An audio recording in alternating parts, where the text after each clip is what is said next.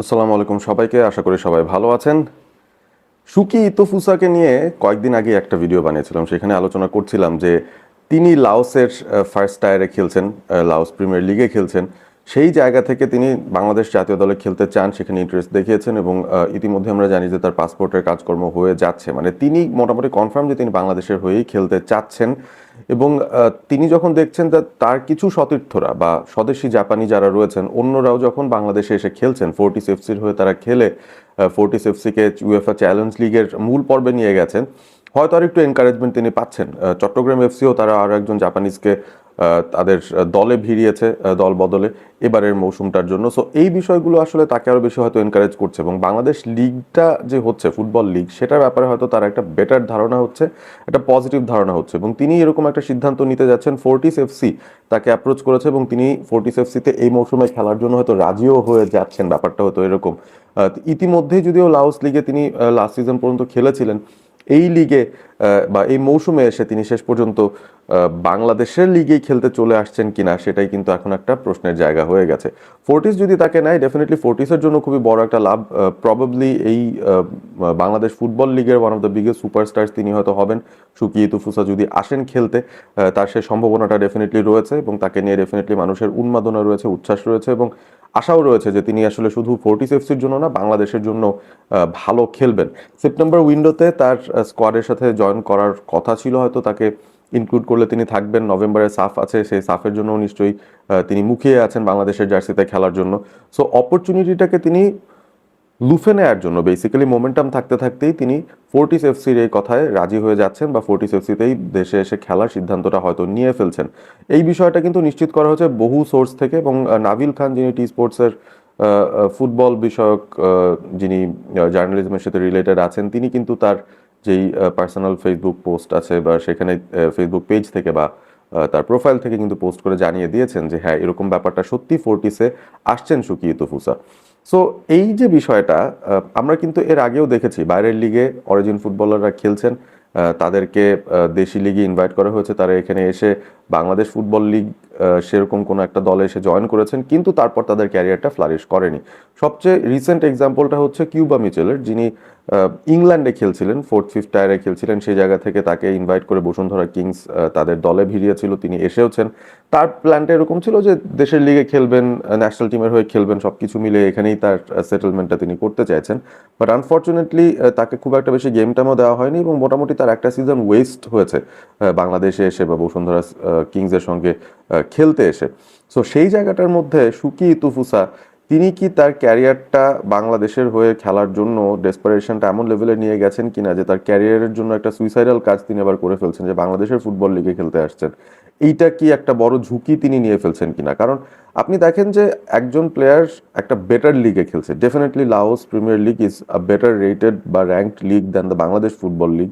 So ওই জায়গা থেকে তিনি বাংলাদেশে খেলতে আসছেন, অবভিয়াসলি সেখানে একটা ডাউনগ্রেড বলা চলে। কারণ আপনি ন্যাশনাল টিমের হয়ে যখন খেলবেন তখন তো ন্যাশনাল টিমের উইন্ডোতে, ইন্টারন্যাশনাল উইন্ডোতে এসে খেলবেন বা কোনো একটা টুর্নামেন্ট খেলতে আসবেন।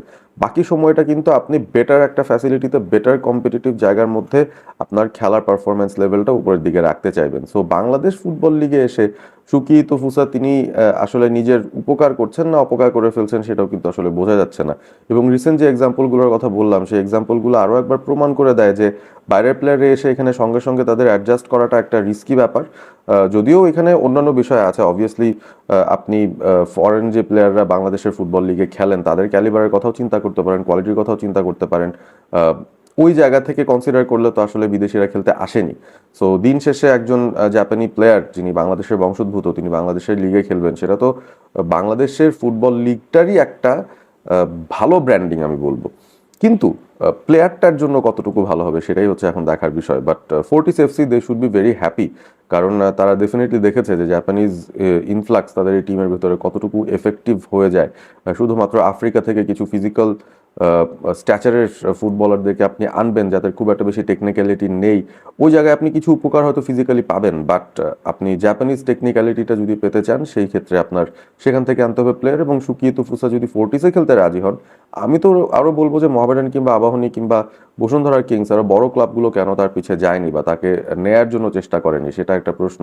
But in any case I think he is coming in to a well run club. আমরা ফোর্টিস এফসির রেপুটেশনের ব্যাপারে জানি, তারা প্রপার প্রসেস ফলো করে ধাপে ধাপে প্রিমিয়ার লিগে এসে সেখানেও কিন্তু প্রত্যেক সিজনে আগের থেকে বেটার করছে, এবং লাস্ট সিজনে তারা থার্ড হয়েছিল। সো এবার তারা টাইটেল ফাইটই হয়তো দিতে চায়, যে কারণেই তারা সুকিয়ে তুফুসার মতো প্লেয়ারদেরকে অ্যাপ্রোচ করেছে এবং তাদেরকে রাজি করিয়েছে তাদের সঙ্গে এই মৌসুমটা খেলার জন্য। So Sukiye Tufusa coming to Bangladesh, probably এটাতে কি বাংলাদেশের ফ্যান্সদের খানিকটা ইচ্ছা শক্তি বাড়বে কিনা বাংলাদেশের ফুটবল লিগটা দেখার জন্য, এটাও দেখার বিষয়। ফোর্টিসের হয়তো অনেক নতুন ফ্যান চলে আসতে পারে সুকিয়ে তুফুসার এই নিউজটা সে শুনে, যে একজন বাংলাদেশি বংশোদ্ভূত খেলোয়াড় তিনি লাওসের প্রিমিয়ার লিগ ফেলে বাংলাদেশে নারীর টানে চলে আসছেন এবং এখানে তিনি তার ফুটবলটা খেলতে চান ক্লাব লেভেলেও।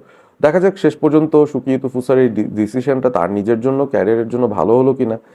বাংলাদেশের জন্য আমার মনে হয় ভালো হয়েছে, কারণ ডেফিনেটলি তিনি দেশেই যদি খেলেন সেই ক্ষেত্রে কিন্তু তার ন্যাশনাল টিম পার্টিসিপেশনটা ইজিয়ার হবে, ক্যাম্পে তিনি ইজিলি জয়েন করতে পারবেন এবং কোচদেরও একটা ট্রাস্ট বা কনফিডেন্স হয়তো বিল্ড করার স্কোপ থাকবে, কারণ তিনি একদম সামনাসামনি খেলাগুলো দেখার সুযোগ পাবেন এবং দেখতে পারবেন যে তার প্লেয়াররা আসলে কেমন করছেন বা তাদের স্ট্রেংথস অ্যান্ড উইকনেসেস কি, যেটার বেসিসে ন্যাশনাল টিমে তাদের রোলটা হয়তো নির্ধারণ করে দেওয়া যেতে পারে।